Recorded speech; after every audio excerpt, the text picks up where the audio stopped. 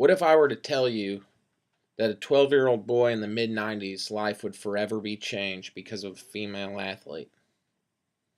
Well, that boy was me, and the female athlete was Michelle Akers.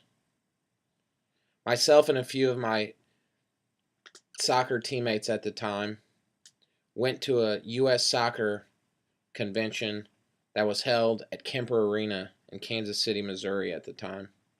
The main attraction was going to be an exhibition between a handful of professional indoor soccer players.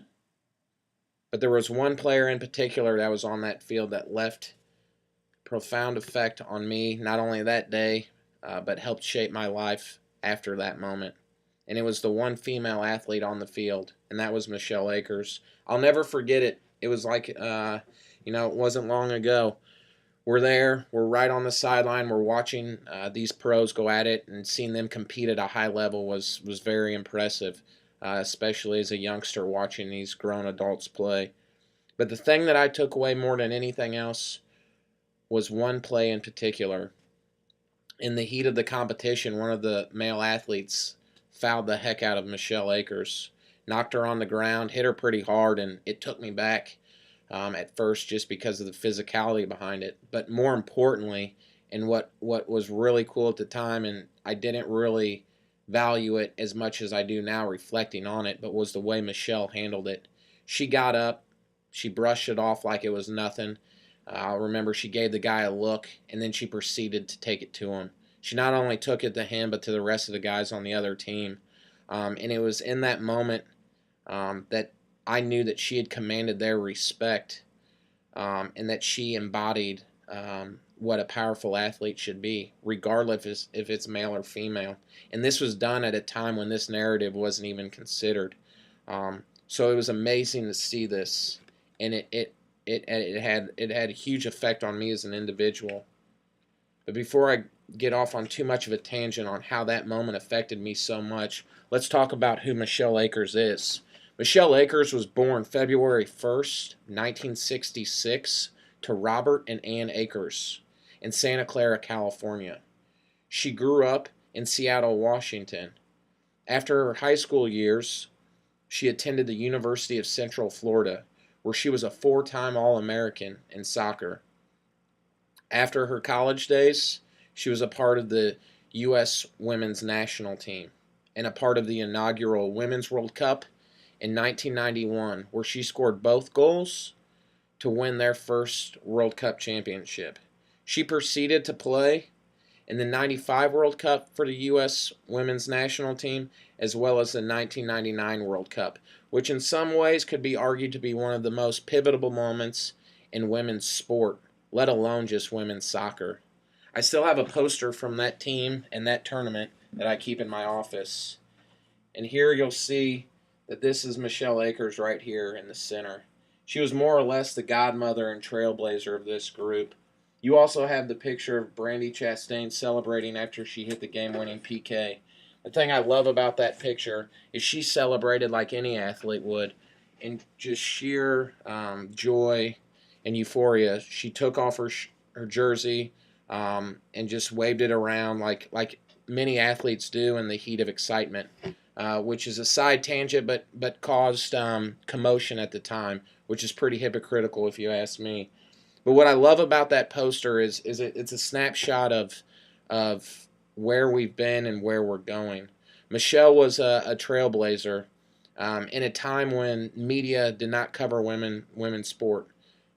Yet she was there blazing the path for the Mia Hamms and the Alex Morgans of the world. So for me, that's powerful. But that World Cup in particular was so pivotal because they took a chance and they gambled, and it paid off huge. They decided to host the championship game and many of the final games in large arenas. That World Cup final was played on July 10th, 1999, in front of 90,000 plus fans at the Rose Bowl.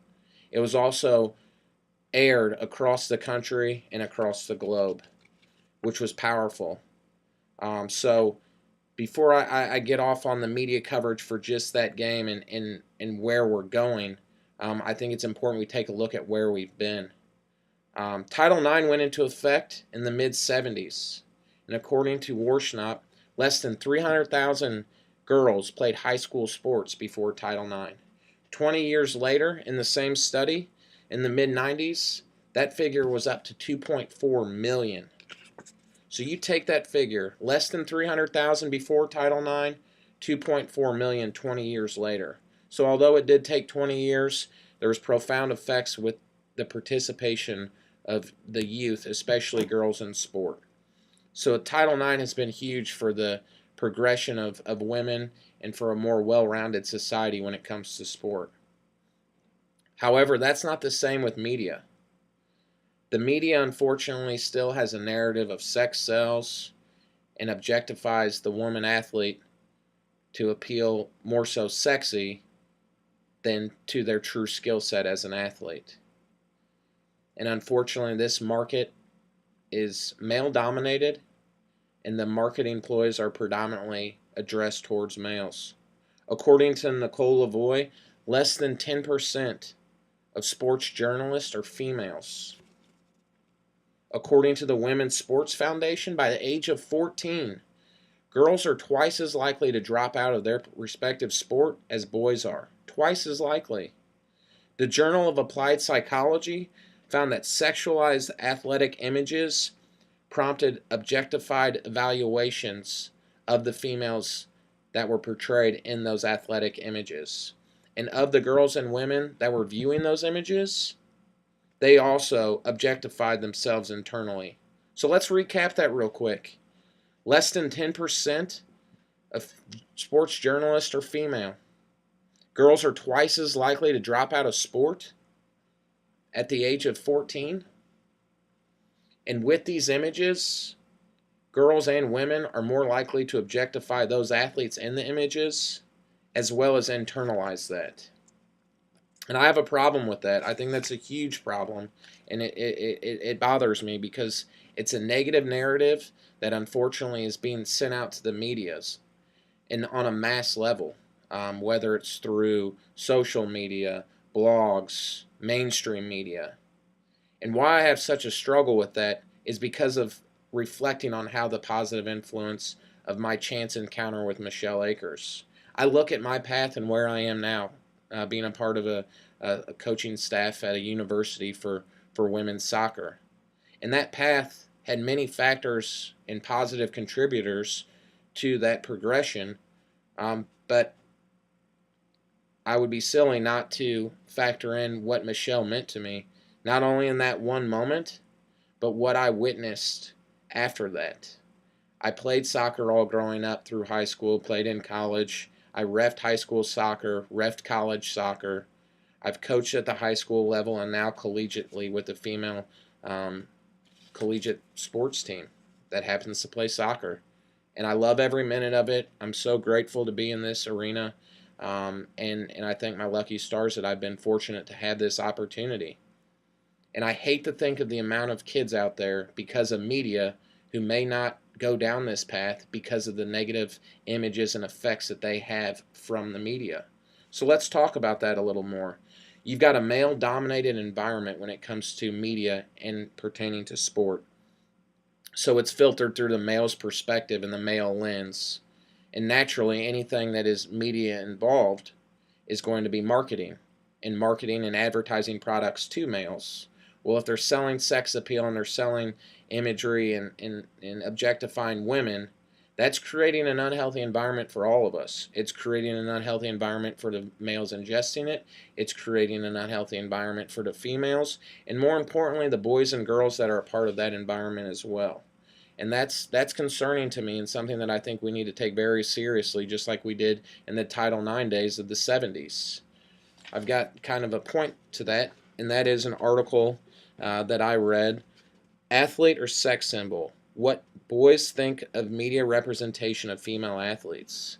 And psychologists have theorized and found empirical evidence that the constant sexualization of females in Western societies can lead to self-objectification and other negative outcomes. Given the extent of this practice of sexualizing females in media, it is especially important to investigate how male viewers in this case U.S. adolescent boys, assess non-objectified media images of women, such as female athletes, as these images may encourage instrumental as opposed to objectified evaluations of women. So let's read that one more time. Given the extent of this practice of sexualizing females in media, it is especially important to investigate how male viewers, in this case U.S. adolescent boys, assess non-objectified media images of women, such as female athletes, as these images may encourage instrumental as opposed to objectified evaluations of women. And I think that all sells it right there. So I'll close with this. Michelle Akers had a huge impact on my life, and I'm grateful for the powerful woman that she was and how she affected me to grow as an individual and ultimately end up on this path. So I challenge all of us, if we want to see change in the world, we need to be that change. And although it happens with small actions, the collective effort of all of us can make a difference. And it's up to us to continue to push a new narrative within media, because I hate to think of what the other alternative is if the outcomes aren't the Michelle Akers of the world and more of the objectified imagery that we see day in, day out. So I challenge you all to embrace that, and I hope that this talk has helped you understand and empower you to realize the power that we all have and the power that media has and the narrative that we can cultivate for all of us moving forward, because our youth depends on it, and more importantly, our girls and adolescents depend on it, because this narrative is unhealthy and it needs to be changed. Thank you.